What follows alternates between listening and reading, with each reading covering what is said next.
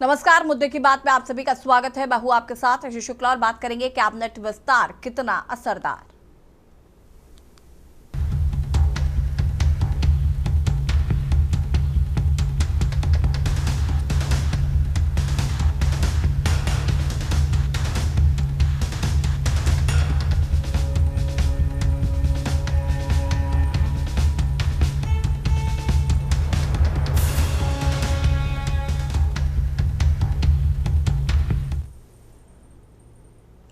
आज बिहार की सियासत का केंद्र बना हुआ है पटना का वो ऐतिहासिक गांधी मैदान जो दशकों से सत्ता के बनते बिगड़ते समीकरणों का गवाह रहा है।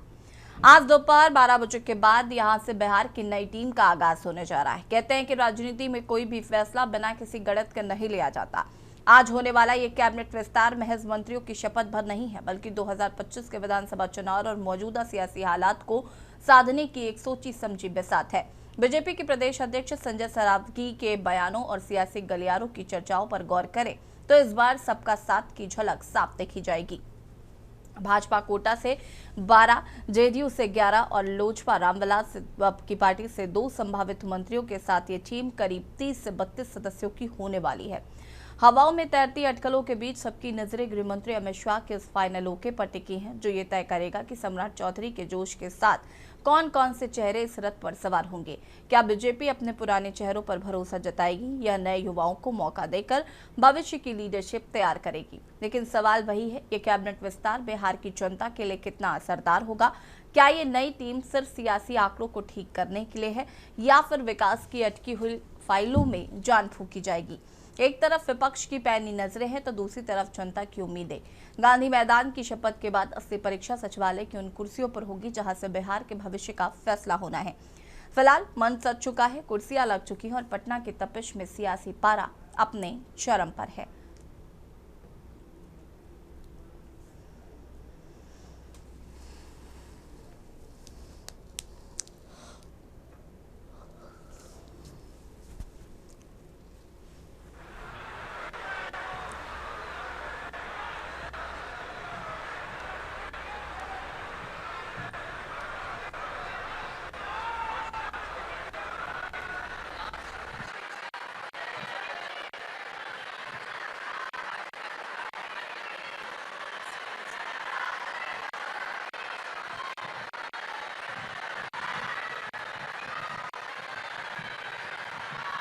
नजर आ रहे हैं अब से थोड़ी ही देर में कैबिनेट विस्तार होगा, मंत्री शपथ लेंगे।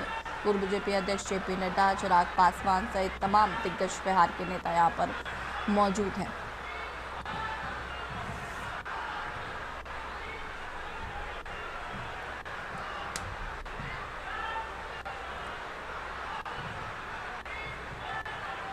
अब से थोड़ी ही देर में शपथ ग्रहण समारोह शुरू होगा।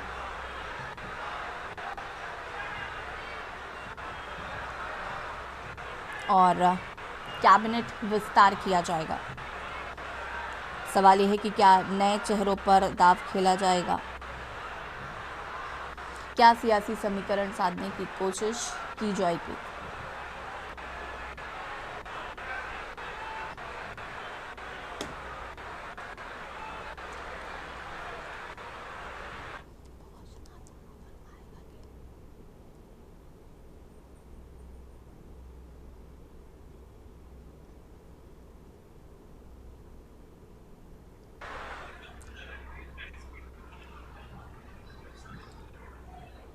बिहार के सियासत में आज मंत्रिमंडल विस्तार हो रहा है।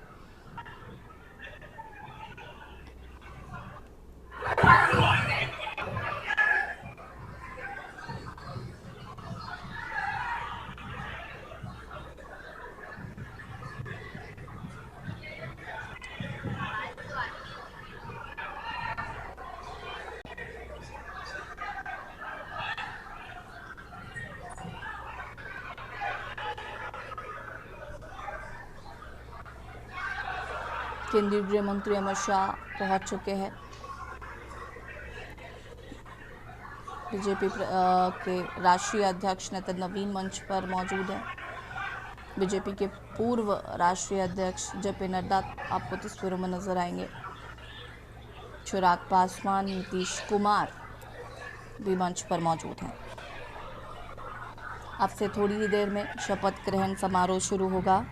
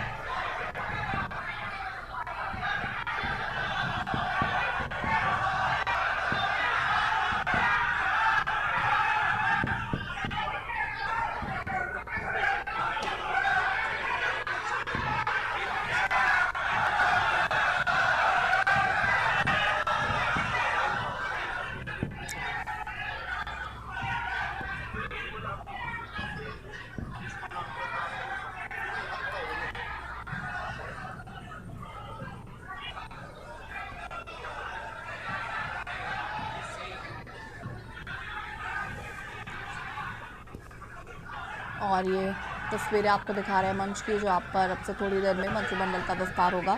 और इसी पर चर्चा करने के लिए राजनीतिक विशेषज्ञ हमारे साथ जुड़ चुके हैं रजनीकांत वशिष्ठ जी। बहुत बहुत स्वागत है रजनीकांत जी। क्या लगता है आज कैबिनेट का विस्तार होना है, जाति समीकरण और सोशल इंजीनियरिंग पर खास ध्यान दिया जाएगा क्या? हालांकि जो सूत्र बता रहे हैं उस हिसाब से तो सबका साथ के साथ की झलक जो है वो आज हमें मंत्रिमंडल विस्तार में देखने को मिल सकते हैं। देखिए, बिहार की राजनीति में एक तरह से नया अध्याय तो शुरू हो रहा है कि वो भारतीय जनता पार्टी रजनीकांत जी, आपको यहाँ पर रोकना चाहते हैं। प्रधानमंत्री नरेंद्र मोदी पहुंच चुके हैं, उनके साथ मुख्यमंत्री सम्राट चौधरी भी मौजूद हैं। तस्वीर आपको दिखा रहे हैं, प्रधानमंत्री नरेंद्र मोदी पहुंच गए हैं शपथ ग्रहण समारोह में। गांधी मैदान की तस्वीरें हैं।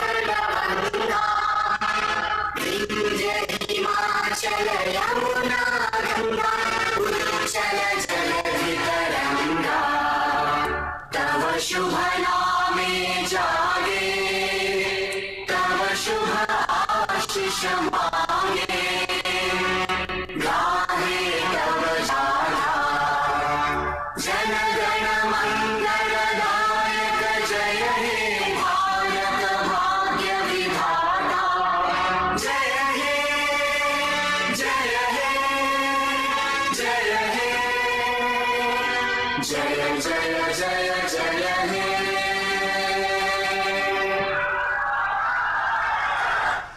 और प्रधानमंत्री भी पहुंच चुके हैं मंत्रिमंडल विस्तार के लिए, और अब से थोड़ी ही देर में मंत्रिमंडल विस्तार होगा और शपथ ग्रहण समारोह होगा। करीब 30 से 32 मंत्री शपथ ले सकते हैं। और हमारे साथ यहाँ पर रजनीकांत वशिष्ठ जी जुड़े हुए हैं। रजनीकांत जी, अपनी बात को पूरा कर सकते हैं। जैसे मैंने कहा कि आजादी के बाद पहली बार, आजादी माने जब से भारतीय जनता पार्टी बनी 1980 से, तब से ये पहली बार है कि भारतीय जनता पार्टी अपना मुख्यमंत्री बनाने में वहां कामयाब हुई। और ये बड़ा ट्रबल्ड और डिफिकल्ट स्टेट था भारतीय जनता पार्टी की। बिल्कुल। हाँ, इसमें कोई शक नहीं कि नीतीश कुमार जी ने पिछले 2 दशकों में वहाँ गवर्नेंस का एक अच्छा मॉडल प्रस्तुत किया। वो ठीक है कि कभी बीच बीच में वो भारतीय जनता पार्टी से अलग हुए थोड़े समय के लिए, लेकिन नीतीश कुमार एक बहुत ही दिग्गज राजनेता रहे और उन्होंने जिस तरह से वहाँ जातियों के संतुलन को साध करके सरकार चलाई, अभी जिम्मेदारी भारतीय जनता पार्टी का जो मुख्यमंत्री है उनके ऊपर आ गई हम्म। कि क्या वो गवर्नेंस, उस तरह की गवर्नेंस वो दे पाएंगे बिहार को जैसे कि नीतीश कुमार जी की कार्यकाल में रही। हम्म। दूसरी बात यह है कि ये बॉर्डर स्टेट भी है, और बॉर्डर स्टेट होने के नेपाल से बॉर्डर जुड़ा है, बंगाल से बॉर्डर थोड़ा बहुत हिस्सा जुड़ा है, तो वहां से ये जो घुसपैठ की समस्या, ये सारी चीजें, पोरस स्टेट, पोरस बॉर्डर्स हैं, हम्म। इन बॉर्डर्स को कैसे कंट्रोल करेंगे और सभी जातियों को साथ लेके कैसे चलेंगे। तो इस मामले में तो यशी जी, एक बात मैं याद दिलाना चाहूंगा, प्रधानमंत्री मोदी जी इस बात को बहुत अच्छे से कह चुके हैं कि आने वाली जो सदी है या आने वाला जो समय है वो पिछड़ों और दलितों की राजनीति का समय है, हम्म। पिछड़ों और दलितों को आगे लाने का समय है। तो इस तरह से देखा जाए तो जो नए मुख्यमंत्री सम्राट चौधरी जी हैं वो भी लवकुश, या जिसे कहें कि उस बिरादरी से हैं जो जिसको ओबीसी माना जाता है, और विपक्ष भी खासतौर से कांग्रेस ओबीसी ओबीसी काफी का दबाव डालती रही है। तो वो ये दबाव में हो या मोदी जी की अपनी रणनीति हो, लेकिन ये है कि अब जिम्मेदारी थोड़ा सा भाजपा के ऊपर ज्यादा आ गई है कि कैसे वो कंट्रोल करती है, और खासतौर से जो बॉर्डर एरियाज हैं उन बॉर्डर एरियाज को कैसे आ, आ, वो करती है, कंट्रोल करती है। साथ ही साथ वो जो लॉ एंड ऑर्डर है, लॉ एंड उत्तर प्रदेश की अगर आज बात हो रही है तो वो लॉ एंड ऑर्डर के चलते ही बात हो रही है। क्या लॉ एंड ऑर्डर उसी तरह का सम्राट चौधरी जी बिहार को दे पाएंगे? वो कह भी चुके हैं कि यूपी जैसा लॉ एंड ऑर्डर जरूरत होगी तो हम मतलब ठीक जरूरत है। क्या होगी बल्कि हमें देना ही रजनीकांत जी, होगा। हम वापस आएंगे आपके पास, इस पर विस्तार से बातचीत करेंगे। जरा शपथ ग्रहण समारोह पर नजर डाल लेते हैं कि किन मंत्रियों को आज जगह मिल रही है कैबिनेट में। राज्यपाल सचिवालय आदेश। बिहार के राज्यपाल संविधान के अनुच्छेद 164(1) द्वारा प्रदत्त शक्तियों का प्रयोग करते हुए मुख्यमंत्री की सलाह पर निम्नांकित व्यक्तियों को बिहार राज्य का मंत्री एवं मंत्री परिषद का सदस्य नियुक्त करते हैं। श्री श्रवण कुमार, श्री विजय कुमार सिन्हा, डॉक्टर दिलीप कुमार जायसवाल, श्री निशांत, श्रीमती लेशी सिंह, श्री राम कृपाल यादव, श्री नीतीश मिश्रा, श्री दामोदर रावत, श्री संजय सिंह टाइगर, श्री अशोक चौधरी, श्री भगवान सिंह कुशवाहा,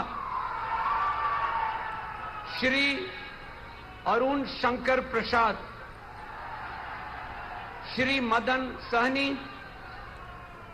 डॉक्टर संतोष कुमार सुमन, श्रीमती रमा निषाद, श्री रत्नेश सादा, श्री कुमार शैलेंद्र, श्रीमती शीला कुमारी, श्री केदार प्रसाद गुप्ता, श्री लखेंद्र कुमार रोशन, श्री सुनील कुमार, सुश्री श्रेयसी सिंह, मोहम्मद जमा खान, श्री नंद किशोर राम, श्री शैलेश कुमार उर्फ बुलो मंडल, डॉक्टर प्रमोद कुमार, श्रीमती श्वेता गुप्ता, श्री मिथिलेश तिवारी, डॉक्टर रामचंद्र प्रसाद, श्री संजय कुमार सिंह, श्री संजय कुमार और श्री दीपक प्रकाश। बिहार राज्यपाल के आदेश से गोपाल मीना राज्यपाल के सचिव।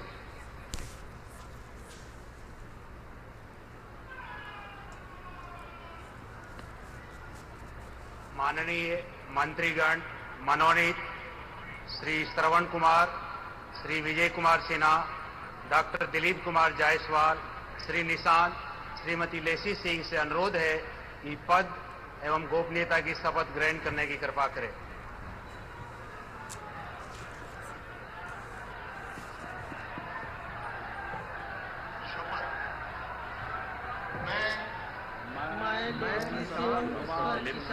डॉक्टर दिलीप कुमार जायसवाल ईश्वर की शपथ लेता हूँ। ठीक है, हमारे साथ रजनीकांत वशिष्ठ जी लगातार इस वचन चौंकाने के लिए बने हुए हैं। रजनीकांत जी, इस बार कैबिनेट में महिलाओं को भी जगह दी गई है और मुझे लगता है ये तो खैर बहुत होना ही था और आगे आने वाले चुनाव में भी शायद हम लोग देखेंगे महिलाओं की भागीदारी। यस, ये तो भारतीय जनता पार्टी महिलाओं को तो जगह 33% देने के लिए कह ही रही है लगातार शुरू से। तो महिलाओं को जगह देना तो मंत्रिमंडल में बहुत जरूरी था और दिया भी गया है। साथ ही साथ ये देखा जाए तो जो नीतीश कुमार जी के पुत्र हैं निशांत कुमार जी, उनका राजनीति उनका मंत्रिमंडल में आना जो है एक नई बात है। और देखिए, इसी तरह से लालू प्रसाद जी के बेटे भी राजनीति में आए थे, मगर वो सीधे उप मुख्यमंत्री बना दिए गए। यहाँ निशांत कुमार जी को सीधे उप मुख्यमंत्री नहीं बनाने के बजाय एक तरह से मंत्री पद का ओहदा दिया गया है और वो ऐसा लगता है कि जैसे बड़ों की अप्रेंटिसशिप में रहेंगे, अपने पिताजी की भी और सम्राट चौधरी की भी, और उनको ग्रो करने की कोशिश होगी। साथ ही विजय कुमार चौधरी जो है उनके मुख्यमंत्री बन जाने के कारण जो विजय कुमार सिन्हा जी हैं, वो भी सीजन लीडर हैं, उनको इस बार उप मुख्यमंत्री बनाने के बजाय सीधे मंत्री बनाया गया है। तो कुछ ये चेंजेस मुझे नजर आ रहे हैं। बाकी मुझे जहां तक मैंने अभी सुना तो वो जो आप बात शुरू में कह रही थी, जातियों का संतुलन साधने की पूरी कोशिश की गई है। अब सिर्फ ये गवर्नेंस और परफॉर्मेंस इसकी आगे आने वाले समय में वो जो है वो सवालिया घेरे में होगी कि किस तरह से वो लोग जो है नीतीश कुमार जैसा ही सुशासन बिहार को दे पाए और विकास के रास्ते पर आगे बढ़ाएं उसको।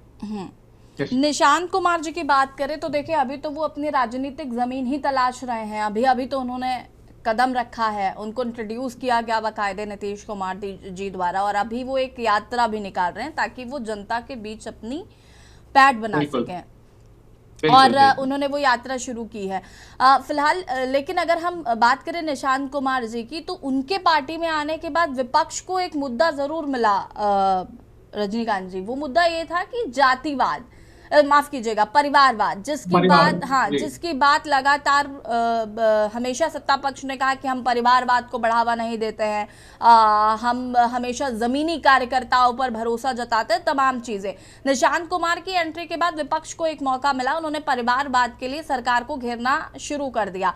लेकिन निशांत जी, शायद यही वजह है कि उनको मंत्री बनाया गया ताकि विपक्ष को भी जवाब दिया जा सके। चाहते तो, अगर नीतीश कुमार जी चाहते तो उप मुख्यमंत्री के पद की मांग कर सकते थे या कुछ भी चीजें हो सकती थी, या फिर नीतीश कुमार जी अभी इस स्थिति में नहीं है कि वो कुछ मांग कर सके। इसको कैसे देख रहे हैं, कैसे समझ रहे हैं? देखिए, ये बहुत मैं समझता हूँ कि समझदारी वाला स्टेप है, कदम है, क्योंकि जवाहरलाल नेहरू जी प्रधानमंत्री थे, उनकी बेटी इंदिरा गांधी थी, तो इंदिरा गांधी जी को उन्होंने सीधे प्रधानमंत्री का दावेदार बना के पेश नहीं किया। उन्होंने पहले उनको इंफॉर्मेशन ब्रॉडकास्टिंग मिनिस्टर बनाया। अच्छा, दूसरी बात रही, जो विपक्ष के हाथ में एक मुद्दा लग गया है कि परिवारवाद, तो हमारे ऊपर आरोप लगता है और आप भी तो कर रहे हैं, तो परिवारवाद में चाहते तो निशांत कुमार को सीधे मुख्यमंत्री बना देते, मुख्यमंत्री नहीं बनाते तो कम से कम डिप्टी चीफ मिनिस्टर तो बना देते। उदाहरण सामने ही था तेजस्वी यादव जी का। तेजस्वी यादव को तो ऑलरेडी डिप्टी चीफ मिनिस्टर सीधे बना दिया गया, कभी मंत्री भी नहीं। दूसरी बात यह है कि प्रधानमंत्री नरेंद्र मोदी जी ने ही पार्लियामेंट में इस बात को क्लियर कर दिया है बल्कि एक दो अपने, मुझे लगता है कि पब्लिक रैलीज में भी क्लियर किया इस बात को कि परिवार में यदि कोई योग्य व्यक्ति है तो वो राजनीति में आ सकता है। लेकिन हाँ, ये जरूर है कि ऐसा नहीं कि जैसे कि मान लीजिए इंदिरा गांधी का बेटे हैं तो वो तो खैर एक दुर्घटना के चलते प्रधानमंत्री उन्हें बनना पड़ा, लेकिन अगर प्रधानमंत्री राजीव गांधी के जाने के बाद में प्रधानमंत्री बनेगा तो फिर वो जो है माने सोनिया गांधी ही ट्राई करेंगी, या अब राहुल गांधी या प्रियंका गांधी में से ही कोई बनेगा प्रधानमंत्री सीधे। बल्कि आपको याद होगा कि राहुल गांधी जी को डॉक्टर मनमोहन सिंह ने अपनी कैबिनेट में मंत्रालय की पेशकश की थी, हम्म। लेकिन उन्होंने स्वीकार नहीं किया राहुल गांधी जी ने। ऐसा लगता है कि जैसे कि नहीं, हम तो केवल प्रधानमंत्री मटेरियल हैं और हम प्रधानमंत्री सीधे बनेंगे। हम्म। तो अगर मतलब ठीक है, इंजीनियर का बेटा इंजीनियर भी बन जाता है, डॉक्टर का बेटा इंजीनियर बन सकता, डॉक्टर का बेटा डॉक्टर बन सकता है, टीचर का बेटा टीचर बन सकता है, तो एक राजनीतिज्ञ का बेटा राजनीतिज्ञ क्यों नहीं हो सकता? क्यों बचपन से वो देखता आ रहा है अपने माता पिता को। लेकिन योग्यता होनी चाहिए, मेरिट के ऊपर डिपेंड करता है। बिल्कुल। अगर मेरिट अगर इनमें होगी निशांत कुमार जी ने, तो जैसे आपने बताया कि वो यात्रा पर निकल गए हैं, तो यात्रा पर निकलने का मतलब ये है कि जनता के बीच में, जैसे राहुल गांधी जी ने पूरा कश्मीर से कन्याकुमारी यात्रा की, शायद इसीलिए कि मतलब लोग मुझे जाने, समझे, मेरी बातों को समझे, उसी तरह निशांत कुमार भी अब बिहार की जनता के बीच में अगर निकल पड़े हैं तो वो कोशिश कर रहे हैं कि मैं उनके दुख दर्द को समझूं, जानूं, मतलब जमीन पर उतरूं। तो मुझे लगता है कि इसमें कोई विपक्ष के पास में अब मुद्दा वो भौंथरा हो गया है, अब वो दम नहीं है उसमें, क्योंकि मोदी जी खुद कह चुके हैं कि अगर किसी परिवार में कोई, अब जो राजनाथ सिंह है उनके बेटे पंकज सिंह हैं, इसी तरह से बहुत सारे ऐसे भाजपा में नेता हैं जिनके बेटे या बेटियां अब राजनीति में आ चुके हैं। तो जैसे सुषमा स्वराज जी की बेटी राजनीति में आ गई, सुषमा स्वराज जी की बेटी पार्लियामेंट में है। तो अब ये इशू, मुझे नहीं लगता कि अब ये इशू बहुत ज्यादा विपक्ष के लिए कारगर साबित होगा उठाना। यश जी।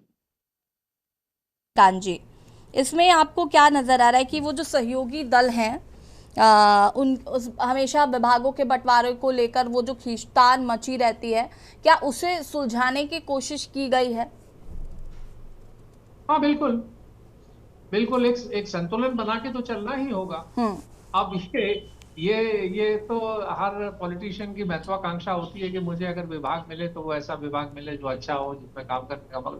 लेकिन अगर देखा जाए तो मेरी निगाह से देखा जाए तो सुशासन का या गवर्नेंस के दौरान हर विभाग महत्वपूर्ण है। हर विभाग में बहुत कुछ करने की गुंजाइश है। हाँ, जरूर थोड़ी बहुत खींचतान जरूर होगी, मतलब मैं ये नहीं कह सकता कि नहीं होगी, लेकिन मुझे लगता है कि कोई बहुत बड़ा इश्यू ये बनने वाला है नहीं। सुशासन जो एक बड़ा हमेशा नाम रहा बिहार में, सुशासन काफी चर्चित एक शब्द है। सम्राट चौधरी के मुख्यमंत्री बनाए जाने के बाद, क्योंकि उनकी जो छवि है सम्राट चौधरी की वो काफी अलग है नीतीश कुमार जी से, और उसके बाद जब ये कैबिनेट विस्तार हो रहा है तो जनता की जो उम्मीदें हैं, क्या वो इस मंत्रिमंडल विस्तार से आपको लगता है संभावनाएं हैं कि वो पूरी होंगी, या जिस तरीके का ये मंत्रिमंडल विस्तार है, पुराने चेहरे या नए चेहरों पर, और जो पुराने दिग्गज हैं उनको एक कह सकते हैं संतुलन के साथ आपको लगता है कि मंत्रिमंडल का विस्तार हो रहा है? देखिए, सम्राट चौधरी ने भी बहुत लंबे अरसे तक नीतीश कुमार जी के एक तरह से असिस्टेंट बनकर काम किया। वो उनकी वर्किंग स्टाइल को बहुत अच्छे से मुझे लगता है उन्होंने इम्बाइब किया हुआ है सम्राट चौधरी जी ने। तो ऐसा सम्राट चौधरी भी एक एक राजनीतिक परिवार से ही है। उनके पिता शकुनी चौधरी बहुत दिग्गज नेता थे।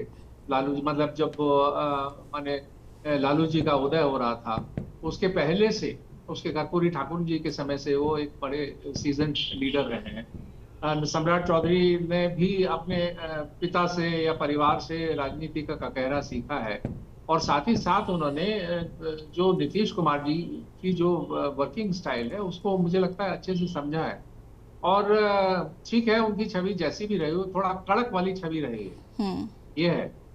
तो वो जो है, अगर मान लीजिए अपने इस शैली के जरिए अगर मान लीजिए लॉ एंड ऑर्डर बिहार में अच्छे से स्थापित कर पाते हैं और बॉर्डर स्टेट को ठीक से कंट्रोल कर पाते हैं, और डेवलपमेंट जिसका वादा किया है, और जो भारतीय जनता पार्टी ने जो वादे किए हैं अपने घोषणा पत्र में, चुनावी घोषणा पत्र में, उनको धीरे धीरे अगर पूरा कर पाते हैं तो मुझे नहीं लगता कि सम्राट चौधरी के सामने कोई बहुत बड़ी दिक्कत आने वाली है।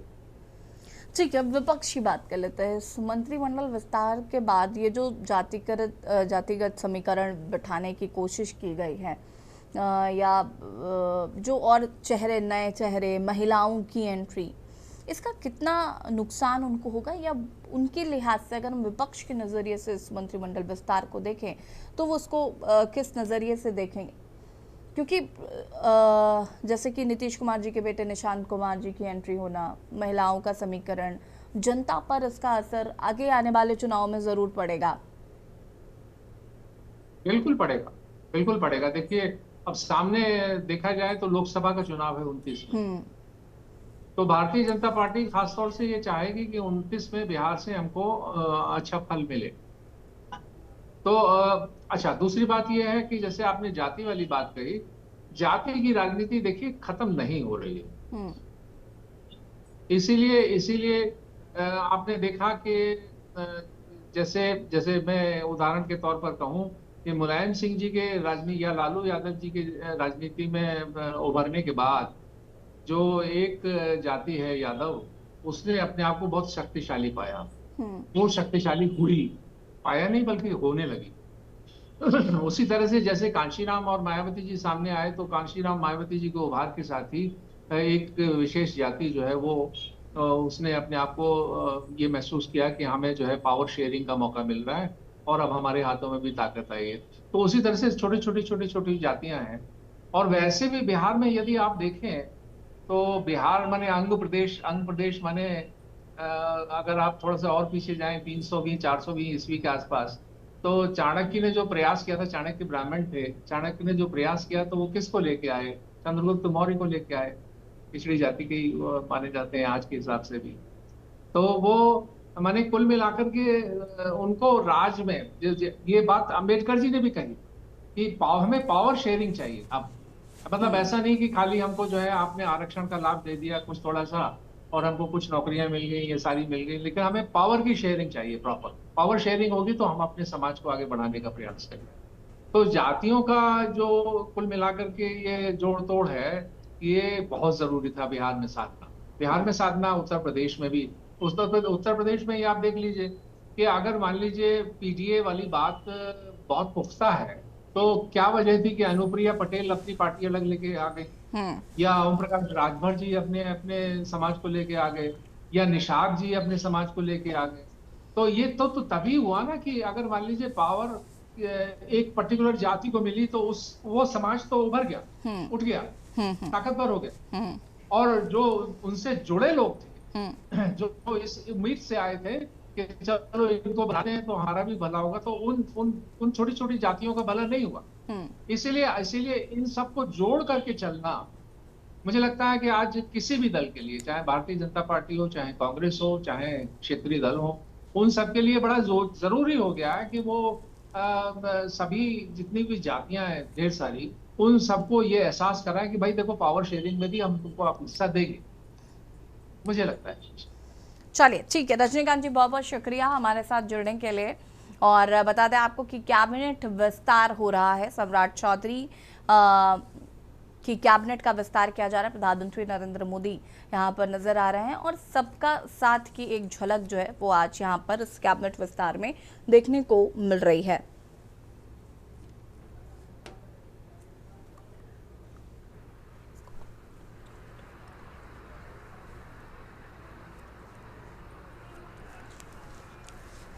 और ये कैबिनेट विस्तार की तस्वीरें आपको हम दिखा रहे हैं, शपथ ग्रहण समारोह की तस्वीरें।